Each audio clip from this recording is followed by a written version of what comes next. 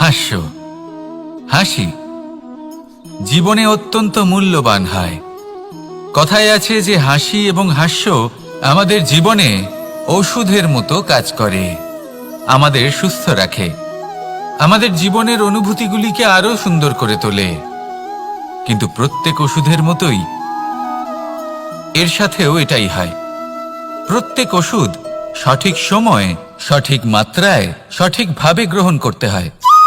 যদি এরকম না হয় তাহলে এই ঔষধও শরীরের ক্ষতি করে দিতে পারে। এবার আপনি ভাবতে পারেন, হাসি থেকে কিভাবে ক্ষতি হতে পারে? আপনি যদি অন্য কারোর উপরে হাসেন তাহলে হয়তো তার মনে কষ্ট হতে পারে, তার অন্তরের মিত্র হয়তো শেষ হয়ে যেতে পারে, আর অন্তরের শত্রু জেগে উঠতে পারে। কিন্তু এটাই যদি আমরা সকলকে সাথে এনে সকলের সাথে হাসি, তাহলে হয়তো আমাদের অন্তরের এই হৃদয়ের ভেতরে লুকিয়ে থাকা যে শত্রু তা শেষ হয়ে যেতে পারে, আর অন্তরের বন্ধুসত্তা প্রকাশিত হতে পারে। ঠিক কি না? এবার আপনাকে উদাহরণ দিই। যখন দ্রৌপদী দুর্যোধনকে নিয়ে হেসেছিল তখন তা মহাভারতের সৃষ্টির কারণ হয়েছিল। কিন্তু সেইখানেই যখন পার্থ আর মাধব একসাথে বসে মৃদুমন্দ হাসতেন তখন ধর্ম স্থাপন করা হয়েছিল। তা আপনি কি চান? কাউকে নিয়ে হেসে তাকে আঘাত করতে চান, নাকি সকলকে একসাথে এনে তাদের হাসিয়ে তুলে ধনাত্মক প্রভাব ফেলতে চান? সিদ্ধান্ত আপনার। আসুন আর আমার সাথে ভালোবেসে বলুন, রাধা রাধা। সিংহ। কথায় আছে সিংহ হলো বনের রাজা। কিন্তু যখন সিংহের তথা বনের রাজার খিদে পায় তখন তাকেও বাইরে এসে কর্ম করতে হয়। কোনো হরিণ নিজে সিংহের সামনে এসে এটা বলে না যে, আরে আপনি হলেন বনের রাজা, আপনি আমাকে ভোজন রূপে গ্রহণ করুন, আমি নিজের প্রাণদান করতে প্রস্তুত রয়েছি। এমন তো কখনোই হয় না। সিংহকে গুহা থেকে বাইরে বেরোতেই হয়, বনে ঘুরে বেড়াতে হয়, ধৈর্য ধরতে হয়, বিভিন্ন ধরনের পরিশ্রম করার পরেই তার ক্ষুধা নিবারণ হয়। হরিণ নিজে থেকে তার কাছে চলে আসে না। সেইভাবেই জীবনে কি সাফল্য আমাদের কাছে নিজে থেকে হেঁটে আসে? কখনোই আসে না। ততক্ষণ আসে না যতক্ষণ না আমরা পরিশ্রমের পথে চলা শুরু করছি। পরিশ্রম করতে থাকুন, এই পরিশ্রমের পথে অগ্রসর হতে থাকুন। যতক্ষণ আপনি পরিশ্রমের পথ ধরে এগোতে থাকবেন সাফল্য আপনার কাছে আপনা আপনিই চলে আসবে।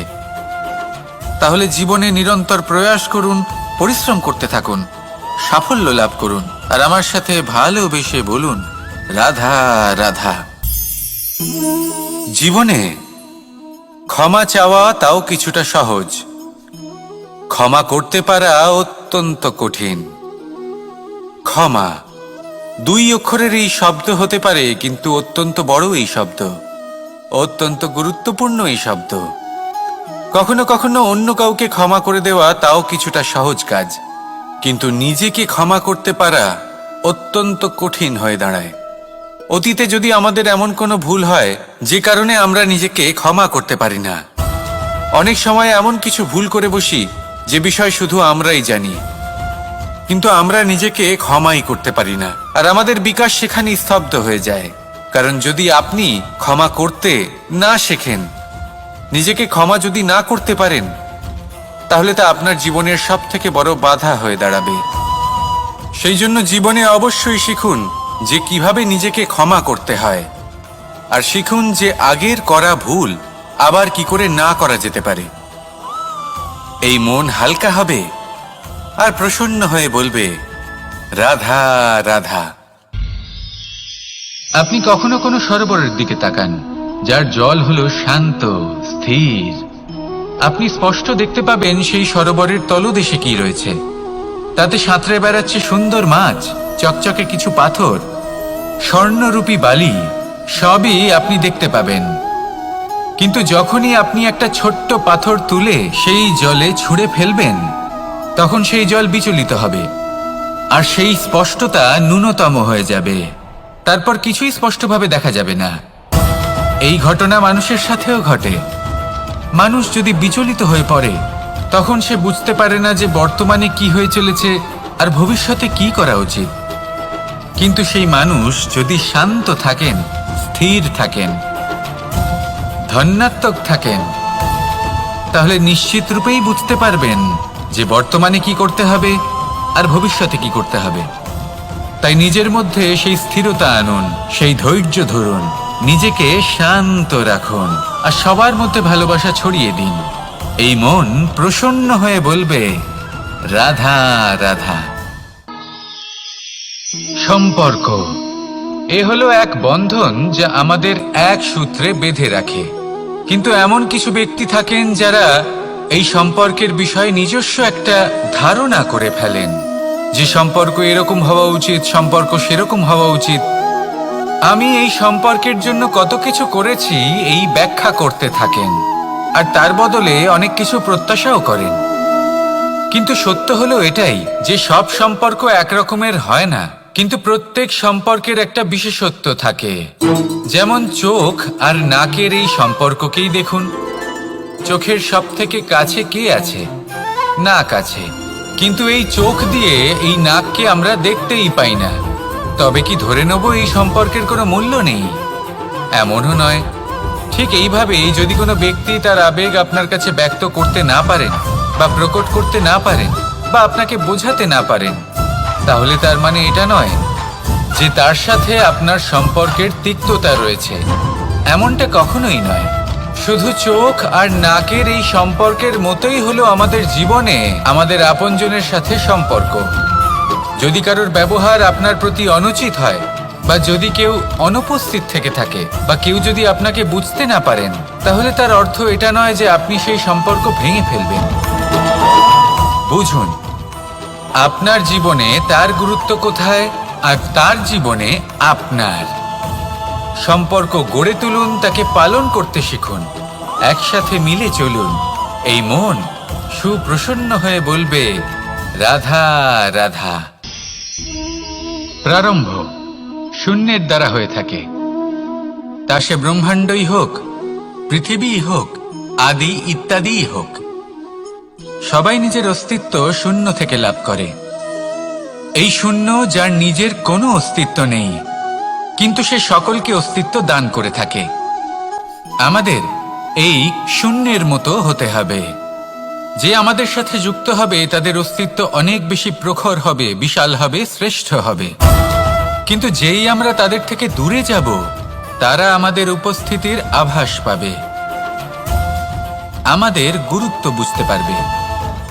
শূন্যই হলো সূত্রপাত, শূন্যই হলো সমাপ্তি। শূন্যকে কেউ যতই ছোট মনে করুক, কিন্তু এই শূন্য অত্যন্ত গুরুত্বপূর্ণ। তাই এই শূন্যের মতো হয়ে উঠুন আর আমার সাথে ভালোবেসে বলুন, রাধা রাধা। সাগরের ঢেউ সমুদ্র তটে ধাক্কা খেয়ে, পাথরের সাথে ধাক্কা খেয়ে তার আকার বদলে দিতে পারে। বিভিন্ন আকারের পাথরে এদের ঘষে ঘষে গোলাকার বানিয়ে দিতে পারে। কিন্তু এই সাগরের ঢেউ এদের নিজেদের আকার কখনো বদলায় না। কিন্তু এমন কেন? কারণ এরা বিচ্ছিন্ন হয়েও আবার একত্রিত হতে জানে। অর্থাৎ যখন এরা বিচ্ছিন্ন হয় তখন মতভেদ অবশ্যই, কিন্তু আবার একত্রিত হওয়া হলো এদের একতার প্রতীক। দেখুন, ঝগড়াঝাঁটি, তর্ক বিতর্ক, মতভেদ এগুলো জীবনের অভিন্ন অঙ্গ, কিন্তু এদের কখনো মনে প্রবেশ করতে দেবেন না। যদি মনে প্রবেশ করেও ফেলে, তাদের মনে ঘর করতে দেবেন না, এদের বের করে ফেলুন। এই ঝগড়াঝাঁটি, তর্ক বিতর্ক, মতভেদ এদের সারা জীবন সাথে নিয়ে চলবেন না। যদি একসাথে নিয়ে চলতে চান, তাহলে সকলকে একসাথে নিয়ে চলুন, ঢেউয়ের মতো। একতায় বিশ্বাস রাখুন। একসাথে মিলে যদি এগোতে থাকেন, তাহলে অনেক দূর পৌঁছবেন। নয়তো শুধু দূরের কথা ভেবেই যাবেন। কি চান সেই সিদ্ধান্ত আপনারই। আসুন আর আমার সাথে ভালোবেসে বলুন, রাধা রাধা। এই সাগর হলো বিশাল, কথায় আছে যে জীবনের উৎপত্তি সাগর থেকেই হয়েছে। কথাটা ঠিকও। এই সাগরই আমাদের ভিন্ন ভিন্ন ধরনের বনস্পতি প্রদান করেন, মণি এবং মুক্ত প্রদান করেন। আমরা কতটা তুচ্ছ সেই বিষয়ে আমাদের উপলব্ধি ঘটান, আমাদের প্রেরণা প্রদান করেন, যাতে আমরাও সাগরের মতো বিশাল হয়ে উঠতে পারি। এই সাগরের অনেকগুলো গুণ আছে যা আমরা শিখতে পারি। আজ আমি কথা বলবো একটা বিশেষ গুণের বিষয়। বেশিরভাগ মানুষ মালিন্য, নোংরা পদার্থ, নোংরা বস্তু, অপদ্রব্য এই সাগরে ভাসিয়ে দেন। কিন্তু সাগর এই পদার্থ নিজের মধ্যে একত্রিত করে রাখেন না, এই সব নিজের ভেতর থেকে বাইরে বের করে দেন। এ হলো অত্যন্ত শ্রেষ্ঠ একটা গুণ। কিন্তু এই কাজকেও সার্থক করার জন্য সাগরেরও একটা তটের প্রয়োজন পড়ে, যেখানে সাগর এই সব বস্তু বাইরে বের করে ফেলতে পারে। আর মানুষও ভিন্ন কিছু নন। দেখুন, মানুষেরও তো একটা তটের প্রয়োজন পড়ে। এই তট, তিনি হয়তো আমাদের গুরু হতে পারেন, আমাদের মা বাবা হতে পারেন, ভাই বা মিত্র হতে পারেন, বা হয়তো সেই সমস্যাগুলি যার থেকে আমরা দূরে পালিয়ে যাচ্ছি। কারণ যখন আপনি এই সমস্যাগুলির সম্মুখীন হবেন, শেষ পর্যন্ত আপনি শিক্ষাই পাবেন। সব থেকে বেশি গুরুত্বপূর্ণ এই মনকে পবিত্র রাখা। আর তার জন্য একটাই উপায় আছে, এই মন তার মন্থন করা। যদি এই মনের মন্থন করেন তাহলে পূর্ণরূপে পবিত্র হবেন। আর এই মন, আপনি তো জানেনই, প্রসন্ন হয়ে বলবে রাধা রাধা। নেকড়ে, নেকড়ের বিষয়ে আমরা সকলে জানি। ওরা খুবই নিষ্ঠাবান এবং অত্যন্ত সতর্ক থাকেন, ছোট ছোট মূর্খতা করে বসেন। এনারা হাড় চিবোতে খুব ভালোবাসেন, কিন্তু চিবোতে চিবোতে এদের মাড়ি ছড়ে যায়, সেখান থেকে রক্তপাত হতে থাকে। সেই রক্ত ওনারা পান করেন, আর ওনাদের মনে হয় এই রক্ত হাড় থেকেই পাচ্ছেন। ওনারা ভাবেন যে এই হাড় চিবিয়ে আমরা আনন্দ লাভ করছি, কিন্তু আসল সত্য হলো এটাই যে ওনারা নিজেদেরই ক্ষতি করছেন। আমরা মানুষ, আমাদের সাথেও এমনটাই হয়। কখনো কখনো ভুলবশত আমরা এমন কোনো কাজ করি, আর আমাদের মনে হয় যে আমরা বাইরে থেকে আনন্দ লাভ করছি, কিন্তু সত্য হলো এটাই যে আমরা শুধুই ক্ষতিগ্রস্ত হচ্ছি। এটা হলো খুব বড় একটা শিক্ষা, যা আমাদের শেখা উচিত। তা হলো এটা যে আমাদের বোঝা উচিত যে কখন আমরা লাভবান হচ্ছি আর কখন ক্ষতিটাকেই লাভ বলে মনে করছি। এই শিক্ষা যদি আপনি প্রাপ্ত করতে পারেন, তাহলে এই সংসারে আপনার থেকে বেশি প্রসন্ন আর কেউ থাকবেন না। তাহলে আসুন আর আমার সাথে ভালোবেসে বলুন রাধা রাধা। এরকম কেন হয়? এরকম তখনই হয় যখন পিতা বুঝতেই পারেন না যে তার জীবনের আসল ধন কি। সেই আসল ধন তার সন্তানকে সে দিতেই পারে না। যদি পিতা তার সন্তানকে কর্মের জ্ঞান দিতে পারেন, উচিত কোনটা অনুচিত কোনটা সেই শিক্ষা দিতে পারেন, সংস্কারের প্রকৃত শিক্ষা দিতে পারেন, তবে সেটা ধনের থেকে অনেক বেশি গুরুত্বপূর্ণ। এটাই হলো জীবনের বাস্তব ধন। আপনি সেই কথা তো অবশ্যই শুনে থাকবেন, কুসন্তান হলে ধন সঞ্চয় করে কি হবে, সুসন্তান হলে ধন সঞ্চয় করে কি হবে। সন্তান যদি কুপুত্র হয় তাহলে সব নষ্ট করে ফেলবে, আর সন্তান যদি সুপুত্র হয় তাহলে ধন থাকুক না থাকুক, সে নিজেই কর্মের পথে অগ্রসর হয়ে ধন অর্জন করবে আর নিজের জন্য এক উজ্জ্বল ভবিষ্যৎ গড়ে তুলবে।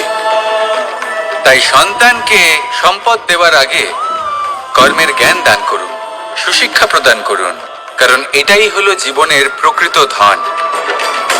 আসুন আর আমার সাথে ভালোবেসে বলুন রাধা রাধা। এই সংসারে সবাই বলেন আমি অর্জুনের মতো হয়ে উঠতে চাই। সবাই চায় যে তারাও যেন অর্জুনের মতো গান্ডীব লাভ করে। তারাও চায় যে তাদেরকেও মহাদেব এসে পশুপতি অস্ত্র দান করবেন। তারাও এটাই চায় মহাভারতের মতো মহাসংগ্রামে বিজয়ী হতে। কিন্তু সবাই ভুলে যান যে অর্জুন যা হতে পেরেছিলেন সবকিছুই অর্জন করেছিলেন। যদি আপনিও অর্জুনের মতো গান্ডীব লাভ করতে চান, তবে আপনাকেও তার মতোই শ্রেষ্ঠ কাঠ নির্বাচন করতে হবে। সেই কর্ম আপনাকেই করতে হবে। তার প্রত্যঞ্চা যাতে তীব্র হয় তার জন্য আপনাকে সর্বশ্রেষ্ঠ দড়ি খুঁজে বের করতে হবে। আপনার বাণ যাতে ঘাতক হয় সেই জন্য আপনাকে নতুন নতুন ধাতু খুঁজে বের করতে হবে। সেই শিক্ষা আপনাকে লাভ করতে হবে, তবেই আপনার ইচ্ছে পূর্ণ হবে। অর্জুন হওয়া বড়ই সরল যদি আপনি কিভাবে অর্জন করতে হয় তা জানেন। শুধুমাত্র স্বপ্ন দেখেন যারা, তারা কখনোই অর্জন করতে পারবেন না। কিন্তু যদি কেউ অজ্ঞাতবাস ভোগ করতে পারে, যদি কেউ লাক্ষাগৃহ থেকে পালিয়ে বাঁচতে পারে, যদি কেউ কঠোর তপস্যা করতে পারে, প্রতীক্ষা করতে পারে এবং পরিশ্রম করতে পারে, তাহলে সে অর্জুন অবশ্যই হয়ে উঠবে। যদি আপনি অর্জুন হয়ে উঠতে চান তাহলে কর্ম করতে শিখুন আর আমার সাথে ভালোবেসে বলুন রাধা রাধা।